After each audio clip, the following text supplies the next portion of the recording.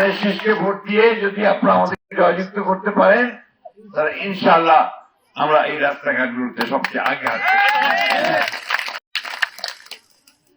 মা বোনেরা ভাইয়েরা, আমরা একটা সময় পার করতেছি, এই সময়টাতে একটা বেশ কঠিন সময়। সরকার এখন যেটা আছে এই সরকারটা কিন্তু আপনার টেম্পোরারি সরকার। এই সরকার নির্বাচন করে চলে যাবে, যারা নির্বাচন জিতবে তারা সরকার চালাবে আগামী 5 বছরে। এই 5 বছরে ওই সরকার, যে সরকারটা নতুন আসবে, তারা কি কি কাজ করতে চায়, কি করবে, এগুলো উপরে নির্ভর করবে ভবিষ্যতে আমাদের উন্নয়ন। শুধু রাস্তাঘাট গড়ে কি হবে? আমাদের বাচ্চাদের স্কুল লাগবে, ঠিক না? আমাদের মা বোনদের কর্মসংস্থান লাগবে, তারা যেন কিছু কাজ করতে পারেন।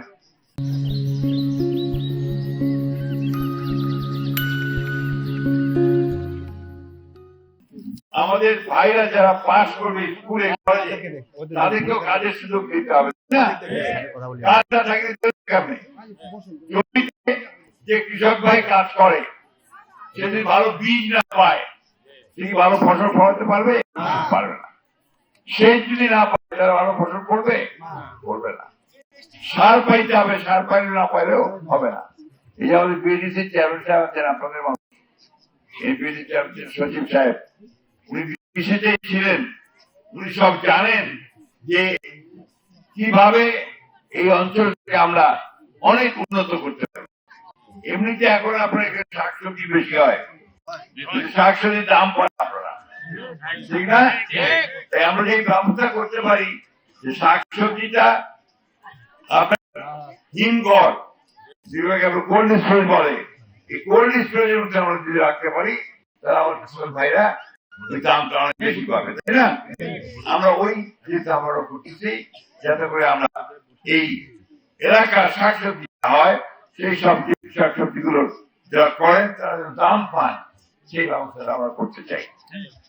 আমরা জানেন যে কিছুদিন আগে টেলিভিশনে দেখছেন যে আমাদের বেগম খালেদা জিয়া, আমাদের দলের যে প্রধান নেত্রী, তিনি মারা গেছেন, তাই না? লক্ষ লক্ষ মানুষের কাছে জানা যায়, ঢাকা শহরে একটা জায়গা খালি ছিল না, যেখানে পড়ছে কেন বলেন দেখি? একটা কারণ, যে এই নেত্রী যিনি সারা জীবন এই দেশের মানুষের অধিকার আদায়ের জন্য সংগ্রাম করতেন, লড়াই করতেন, তাকে জেলে পাঠিয়েছে আগে সরকারটা, ওই হাসিনা সরকার। জেলের মধ্যে মিথ্যা মামলা দিয়ে তাকে এমন একটা ঘরের মধ্যে রাখছিল, যে ঘরে খালি দৌড়ে, এবং তাকে খাওয়া দাওয়া সব কিছু একটা সমস্যা করছিল, যদি সেখানে অসুস্থ হয়ে যায়। এই অসুস্থ হওয়ার পর 6 বছর অসুস্থ থাকার পরে আল্লাহ তাআলা কিছু আগে তাকে নিয়ে গেছেন। মানুষের কি ভালোবাসা, তিনি সেটা সেই জানাজা পেয়েছেন। আমার মনে হয় না পৃথিবীতে এইরকম জানাজা অন্য কোন মানুষ পেয়েছে, এবং এই যে খালেদা জিয়া, বেগম খালেদা জিয়া, তিনি কেন এই আপনার মা বোনেরা কেন আছেন, ক্লাস 12 পর্যন্ত বিনা বেতনে পড়ার ব্যবস্থাটাই আমাদের খালেদা জিয়া করে দিয়েছেন। কৃষকদের 5,000 টাকা কৃষি ঋণ সুদ সব মাফ করে দিত, মনে আছে? এই যে বরেন্দ্র ডিপ্ট কি চালু আছে, পানি পাবেন, কাঠ দেয় পানি পাবেন, এটা আমরাই করছিলাম। আমরা যখন কৃষি প্রতিমন্ত্রী ছিলাম তখন এই প্রজেক্টটা আমরা এখানে নিয়ে আসছিলাম। তোমার আমরা মা ভাই বোনের যে কথা বলতে চাই, আমরা এই ধানের শীষের মানুষ যারা আছি, তারা যে কথাটা বলে সেই কাজটা করতে চাই। আমরা আপনার মানুষকে বিভ্রান্ত করতে চাই না, উন্নয়ন করতে চাই, আমরা কাজ দিতে চাই। আমরা ইতিমধ্যে আমাদের নেতা তারেক রহমান সাহেব, আপনারা দেখছেন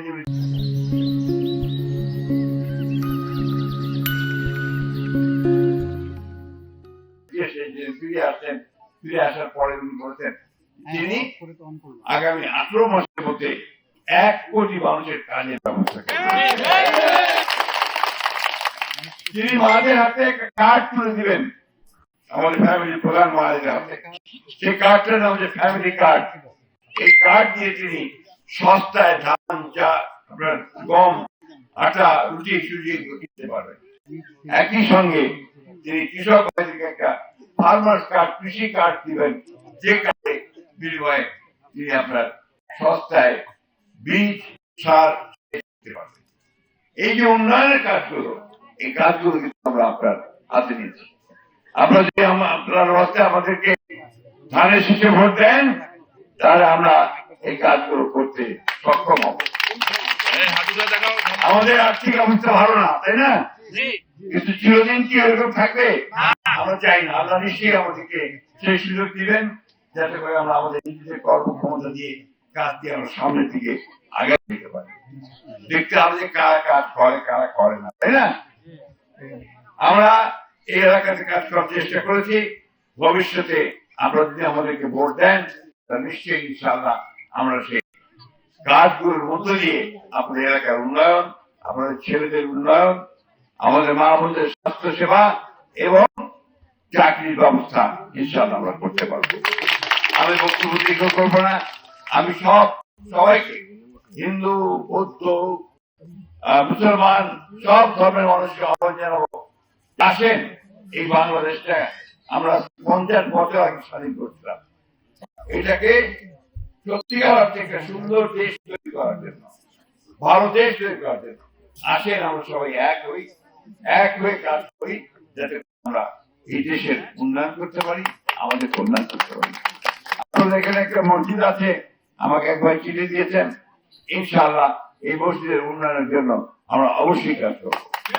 মাদ্রাসা আছে, তারা চিঠি দিয়েছেন, আমরা এই মাদ্রাসার উন্নয়নের জন্য কাজ করবো।